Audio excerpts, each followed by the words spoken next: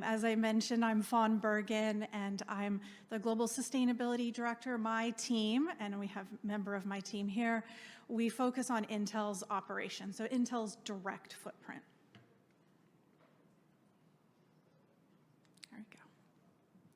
So just quickly, this is Intel's purpose. Our purpose is to make world-changing technology that touches the lives of every human on the planet. And I like to tie this to our corporate responsibility strategy, because this is really, it's about what we make for the world, the influence and impact that technology has, which just continues to grow, but it's also equally as important in how we do it. So I'm going to share today more about, touch on our sustainability strategy just a little bit, but mostly here to talk about our net zero strategy and our climate change strategy. So we have a corporate responsibility strategy that we call RISE. This is announced in 2020, so these are a slate of goals from 2020 to 2030. And these goals, RISE is what we call it, and that's our commitment to be a responsible, inclusive, sustainable, and enable our technology solutions and the passion and expertise of our employees to enable all of these things. So no surprise, obviously, we're here to talk about the sustainable pillar. And I'll also mention we have multiple sides of our business, and we have some folks here from some of those major teams attending today. But we have upstream, our supply chain, we have our operations, so that's all of our scope 1 and 2, and then in our supply chain, in downstream, our product groups. So there are different teams doing this work because it is a very, very different strategy for each component, but we work together all the time. So today I'm mostly going to be talking around the operational goals. So again, that's Intel's direct footprint. Just quickly, as I mentioned, those kind of 3 tiers in our sustainability strategy. Really, the first one, we absolutely have to focus on our operations and reducing our absolute emissions, and that's what I'm here to talk about today. We also, as I mentioned, in our supply chain, that has just grown in importance. One, from customers, investors, employees wanting more transparency around our supply chain. And semiconductor manufacturing, we have a enormous and complex supply chain, so that is not a small undertaking. But this is also, we think of supply chain as our suppliers' impact, their emissions, their energy use, but this is also impacting our operations because it's what they make or what they sell or create for Intel. So there's a lot of work that's going on between our operations, supply chain, and that engagement with our suppliers. And then the third, as one of the, I think the biggest part of our entire carbon footprint is our downstream scope 3, is the use of our products. So our biggest customers, if you think of like cloud services or a data center or PC, our customers, of course, Intel is a visible brand, but a lot of our customers are the equipment and device manufacturers, and they all have pretty ambitious sustainability commitments. So their expectations of us, our products need to be more energy efficient, which reduces their energy costs and, the impact of the environmental impact of that. Just a little bit about our history here.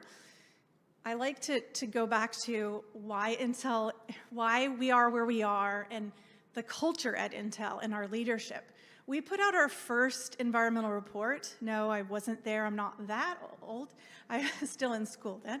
1994 was our first environmental report that we put out, and I still have the PDF of it, and it's just interesting how it started to where we are now. But this has been a commitment from the company. We've been investing in climate change for decades. So next year will be 30 years since we had that first report. So we are, you can read some of this, hopefully it is legible, but we started investing in greenhouse gas reductions. We have our carbon footprint from our direct operations, most of that is tied to manufacturing. And I think we're often compared to tech companies that are not manufacturers, that maybe their impact is primarily the biggest is data centers. For us, we we've done a lot to reduce our emissions, and I'll show you the data there. But this is really kind of how we evolved. So our first, let's be transparent, let's quantify our footprint, let's build trust with our communities and employees, then starting to lead or contribute to some voluntary greenhouse gas reduction efforts, investing in renewable electricity. We were named way back in 2008 the largest corporate purchaser of renewables in the US by US EPA. So we continued that. And then into about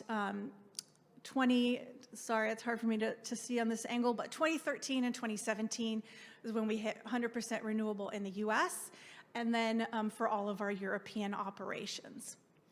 And then we set our goals, I mentioned RISE, which are a target year of 2030. And since then, it's just amazing. I appreciated Marilyn's comments. Sustainability is just changing rapidly. What is leadership in the climate space? Feels like it can change in 5 minutes because another company has done something. And so we realized that we need to have a more ambitious, everyone is looking for companies like Intel to contribute to reaching net zero or as close to net zero as the world can be. So in last year, 2022, we announced a more ambitious net zero commitment, and that's what I'm here to talk about today. That's for our scope 1 and 2 emissions by 2040. And then this year, we announced to bring that even to the next step is that net zero for our upstream scope 3, which includes our supply chain by 2050. So this, I'll tell you what we're looking at here. The chart on the left side, this is really a snapshot of what our net zero strategy is. I'll talk about it a little bit more in detail. But on the chart here, what you're looking at is 2006 is the dark blue bar on the left. Does this have a laser pointer? Oh, it does. All right. So 2006 here, you can see it's dark blue. That's what our emissions were for scope 1 and 2 in 2006. 2006 was a peak year for us. So that's why I have it up here to show that what we've done since then. And remember, we were reducing emissions in the mid to late 90s as well. So this is a culmination and a progress. But if you take 2006 to last year's emissions, it's a 62% reduction in our absolute emissions. So we've done a lot. And now what we're trying to figure out is the most challenging part of our emissions. And this actually, I will mention because somebody else brought it up, the Science-Based Target Initiative. Our goal is definitely science-based because we're looking at getting to net zero. And we're getting there through, if you look at all the boxes on the right, these are the things that we have been doing for decades and that we're continuing to advance. So we continue to drive our emissions to net zero. And I'll talk a little bit more about the specific commitments, but you'll see it goes across our manufacturing.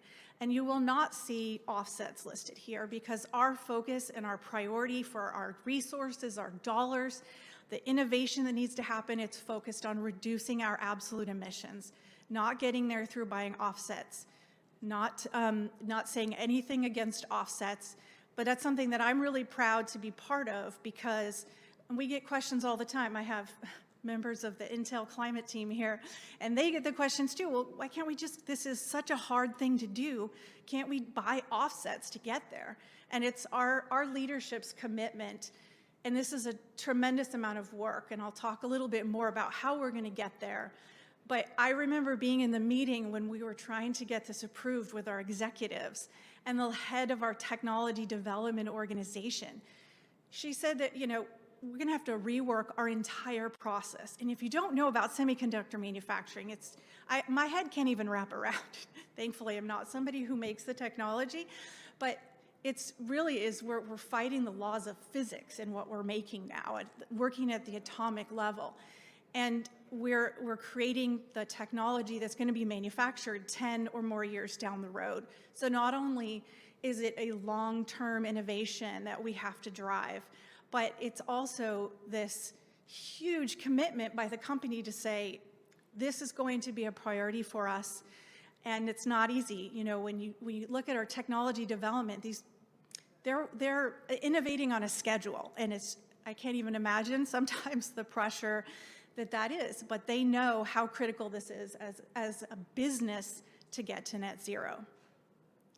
So the other parts on the chart, I'll just mention what you're looking at. These are the years 2013 through 2022. The light blue on the top is what we estimate what our scope 1 and 2 would have been if we hadn't done all of these historical and current reductions. The dark blue on the bottom is what are reported emissions. So even though, we're not at net zero yet, you can see that we really have had a profound impact in reducing our emissions. That's not to say we don't have challenges, because again, what we're left with now, the emissions that we need to tackle, we're at about 95% renewable electricity the year. We're not getting there by buying renewables, which, for a lot of people, that's the bulk of their carbon footprint. But for us, a lot of it is in the manufacturing space, in the process itself. And there is just there's no silver bullet like the previous presentation. So these are the commitments under both. So 2030, as I mentioned, those were our RISE goals that we announced in 2020. And under those commitments, we had already committed to 10% reduction in scope 1 and 2. And I'll just explain that one a little bit more. 10% does not, if you just see that, but how is that ambitious? How are you getting to net zero with a 10%? That 10% is on top of everything we've done for close to 30 years. And again, we're now tackling those parts of our business that are the harder part. Really, it's not just throwing money at it. It's going to take a lot of innovation to get there. And I'll talk about that a little more in the 2040. But of course, getting there, 100% renewable electricity by 2030. We're close to 95% today, so we are getting there. It's the last few locations we operate in Asia that will get us to 100%. Energy conservation, that's kind of a no-brainer in a manufacturing environment. You want to use energy as efficiently as you can. This is also driven by cost. It saves a lot of money. So in a specific commitment to $300 million of energy conservation projects by 2030. And then Intel, I don't know how many people are local, Intel is going through a massive period of growth. New sites around the world, expanding our existing sites. And probably some of you know from a couple of years ago with the pandemic and the chip shortage, people couldn't even buy cars, right? So we need to meet this growing demand of semiconductors, but do it in a way that reduces our impact. So all of our new buildings and factories are being built to LEED standards.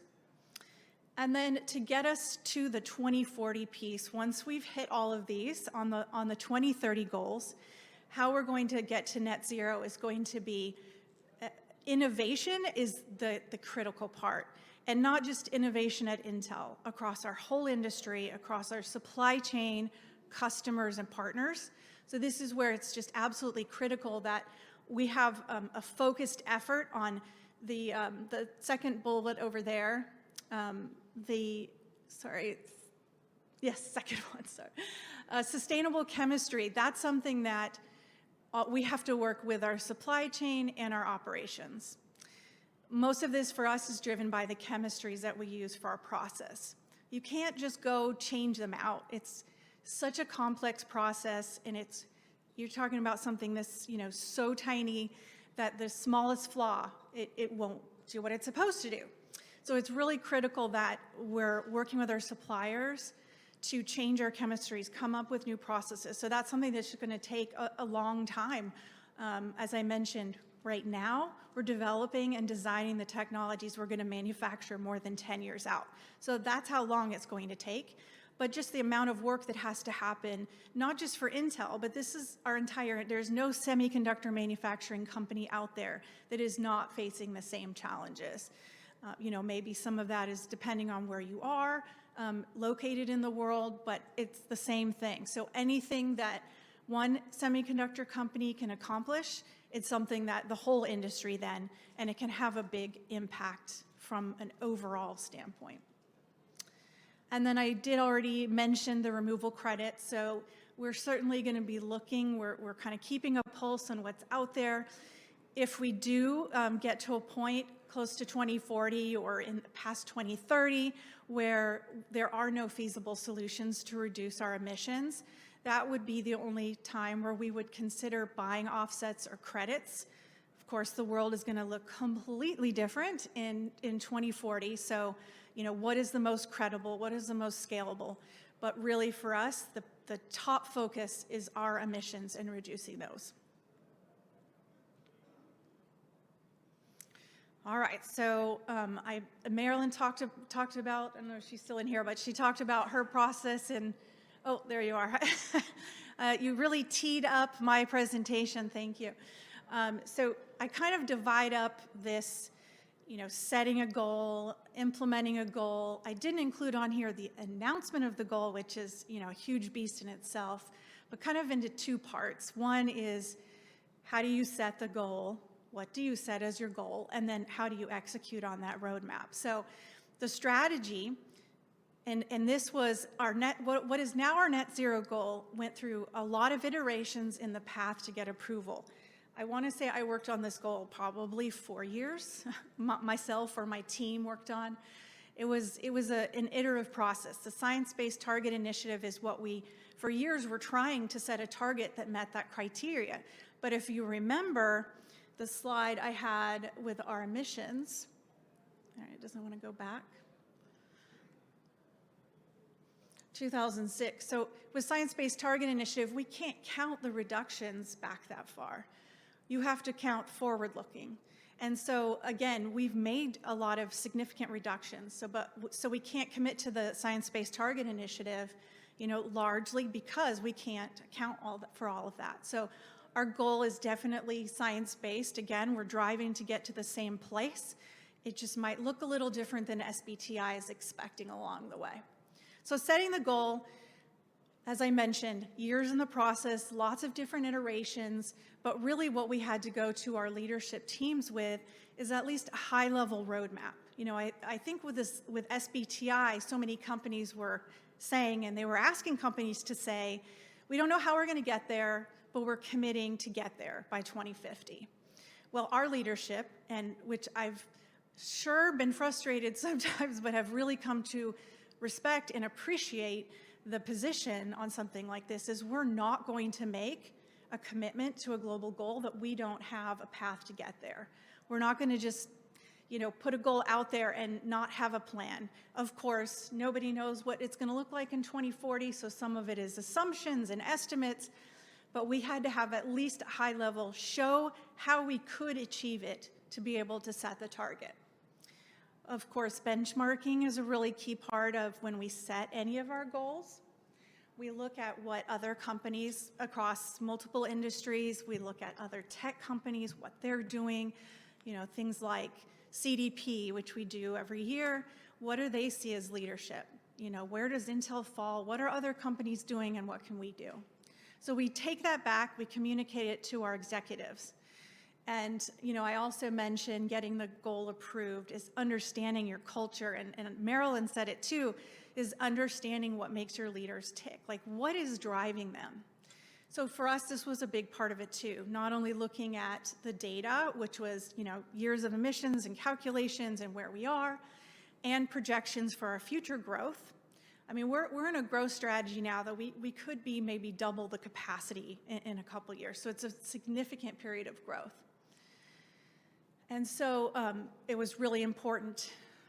Rachel up here in the orange jacket on my team, she leads this program. And there's been critical work across our company to have a net zero task force, engage the experts, and engage people who may be resistant to it, but all the organizations that need to help own this. And then getting the goal approved.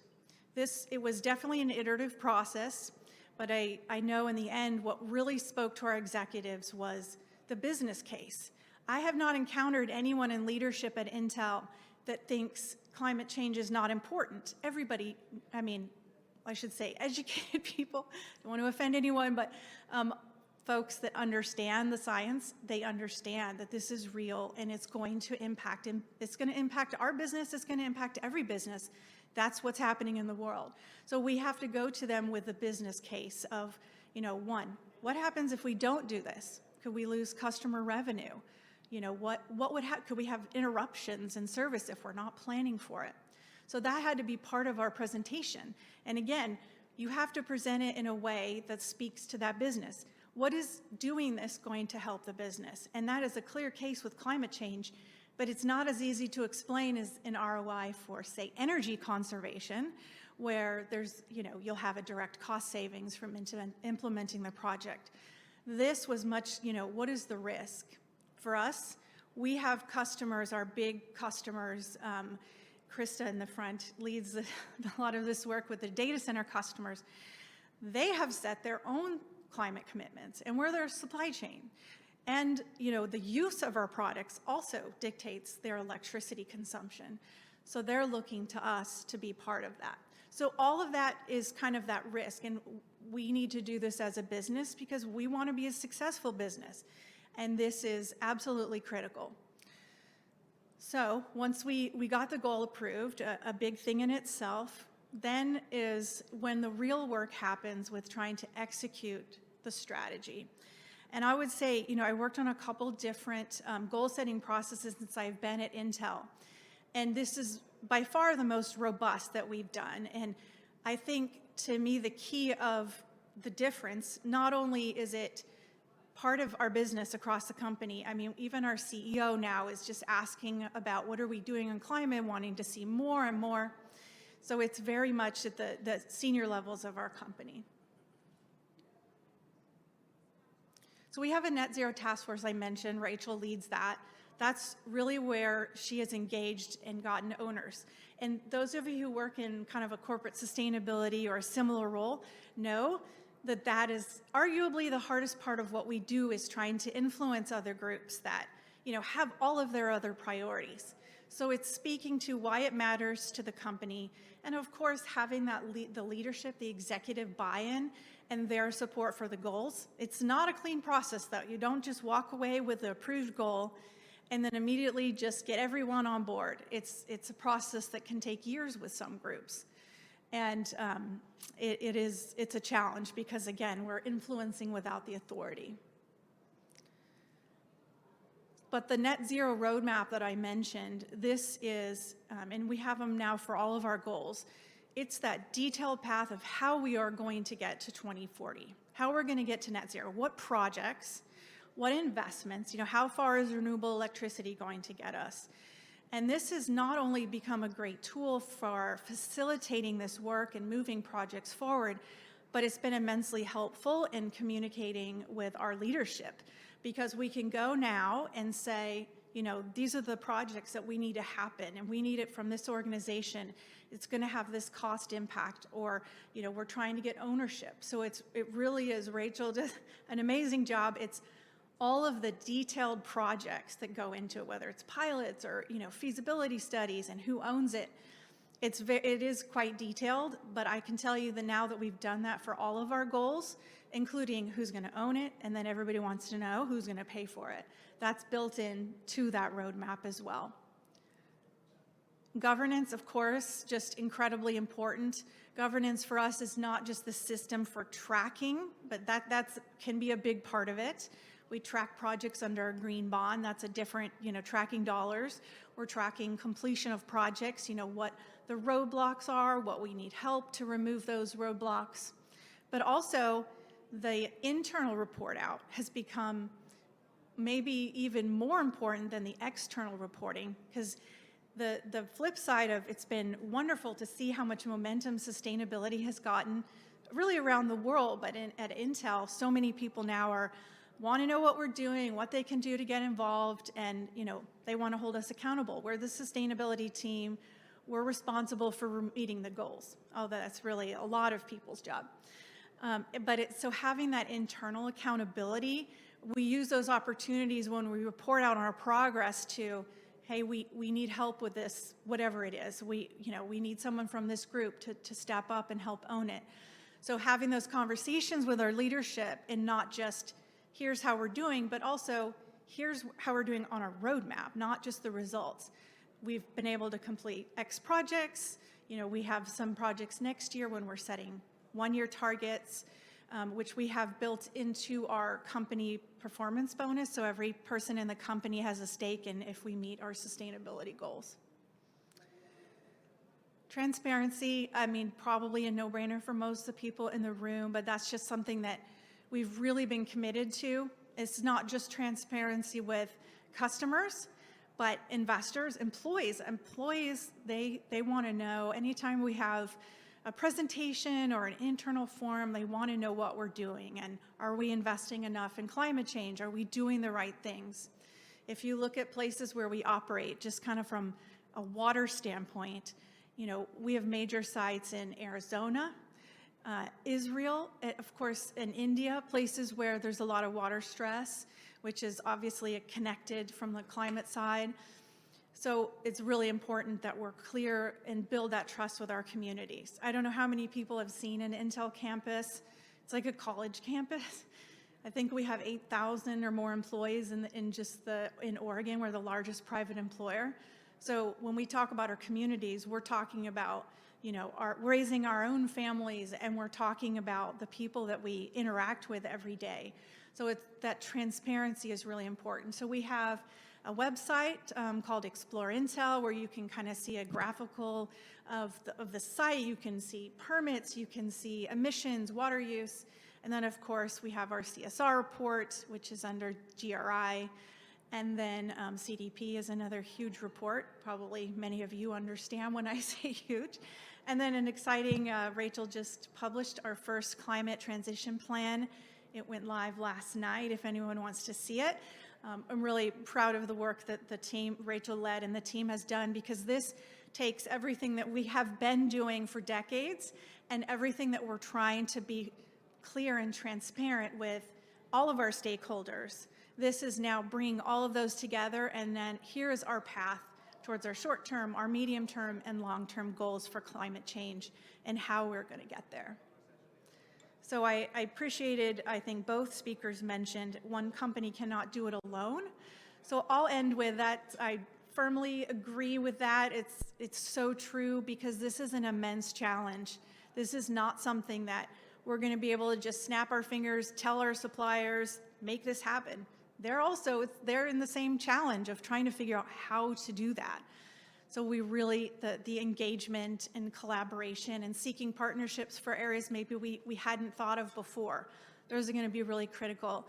But I get excited thinking about what will happen when we make some of those accomplishments as a company, but also as an industry, just the impact it's going to have, because the technology that we create, we're part of the solution. There are climate solutions that are going to be, driven a lot farther because of technology. So we want to be part of the solution. And that's it. Thank you. I don't know if we have time for questions, but Bill? Okay.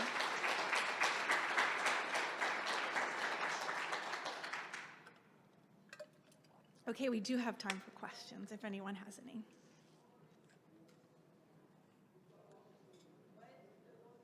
Test. Oh, yeah. Okay. What caused the big jump in your carbon emissions between, was it 2006 and 2013? What caused the jump? You're talking Maybe about go back the to the drop? graph slide. 2006 to 2013? Yeah, so what you're looking at maybe is, so it's the dark blue that you compare. The 2013, the light blue, that's showing our avoided emissions. That's what we estimate our emissions would have been if we did not have the abatement and all the other work that we've done. Is that what you're asking, or are you talking about the drop? The drop. What caused that? It's a combination of all of these things. You know, some of these, when you'll see kind of a larger drop, some of that is because we added an entire country for renewable electricity, for example, or when it was like all of Europe was kind of at one time. So some of those did cause that drop, but you know, some of it is just really the abatement technology we have in our factories. It's a combination, but I think the biggest jump you'll see like year to year is probably renewable electricity. Did I answer the question? Okay, thank you.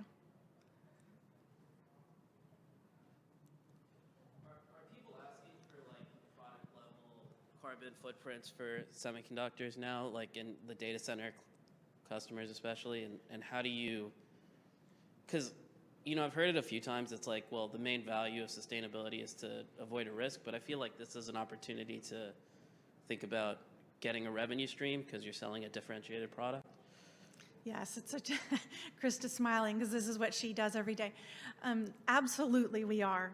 Our customers are, I think right now, that strongest voice and strongest pressure for us to be transparent and have comparability. There's a couple things built into that. One is there isn't one standard way to calculate a product carbon footprint of semiconductors or probably anything else that's out there. And so being able to compare head to head is really what we need for, to not worry about greenwashing, like as a company overinflate. And this is something we struggle with. I myself am a bit risk averse. I want to be extremely careful in what we put out there. So we have a task force. In fact, I hired somebody on my team because there's so much work in this space. We have a product carbon footprint task force. Our first goal there is to come up with how are we calculating it, what could be a methodology, and then we're going to be bringing in other peer companies along that journey because our goal would be to have a standard approach. But we have customers that are asking us, I think quarterly now, they want to see how have you reduced emissions? They want to know about projects. They want to know so much. So we spend a lot of time with customers on those very same questions. And there's so much of that push and pull. People, maybe from like a marketing side, they're excited and like, yes, Intel, we're doing all these amazing things. But can we say we're really better than a competitor? Because it's not apples to apples comparison. So we're trying to land on what are those areas that we're leading on and use that and quantify that in a carbon footprint such as renewable electricity. But there is still a lot of work to do in that space and customers wanting more. I will say, like, just showing something is differentiated, right? Yeah. What other people do. So, Jamie, that's just the first step. No, thank you for saying that because when we were working on this net zero goal, I think Natasha at the time, I don't know how many millions of times we looked at the communications, but it was so important to us when we made the net zero commitment and looking at some other companies that were out there, not criticizing, but you could read their goal and not really understand what they're doing to get there. So that was something we spent a lot of time. Thankfully, we got a lot of help from marketing and communications folks that we wanted to be really clear what our goal was, what it wasn't. And then, yes, I agree that the part we're trying to come up with what can we share with our customers that is really captures what we're doing in a meaningful way. But yeah, it's a great question, very timely. Yeah, on the on the flip side of that, as a supplier actually of yours, probably we make components for semiconductor manufacturing. You have a 2050 goal to be net zero for scope 3 upstream, so that would include us. So for the production of our products and let's say providing you with a carbon footprint and offering that as a differentiation, where are you today in terms of working with suppliers to understand their carbon footprint and what they're doing to make reductions and again offer a differentiated product maybe at a cost premium to achieve that and like what's the appetite from an Intel? Yes, another very timely question, and we have Dr. Hodis over here at the middle table who she used to be on my team and now she works in supply chain. So it's a great question because and I've had people just kind of say, well, can't you just tell your suppliers what to do? It doesn't work that way. It has to be much more of a collaboration.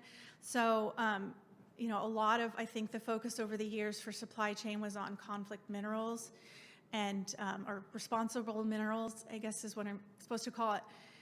And it's shifted very quickly because our customers, they want transparency in our supply chain. So not only do we have a sustainability group now in supply chain that's their whole focus, but there's a couple initiatives. There's one called Catalyze with Schneider Electric that we were one of the founding companies. And so that's to help drive availability and really just drive suppliers to have opportunities to buy renewable electricity. And then another one called the Semiconductor Climate Consortia that's kind of working on methodology, a lot of different elements in there. So that has become a really big part of our strategy is not just you know, not just dictating to our suppliers, but how can we get engaged with other companies, because we're all in this, we really are all in this together. But maybe you could catch Natasha's ear later too. She could give you more details.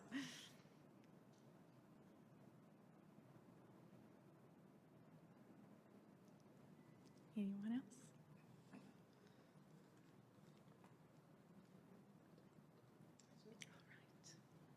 right. Well, thank you, everyone.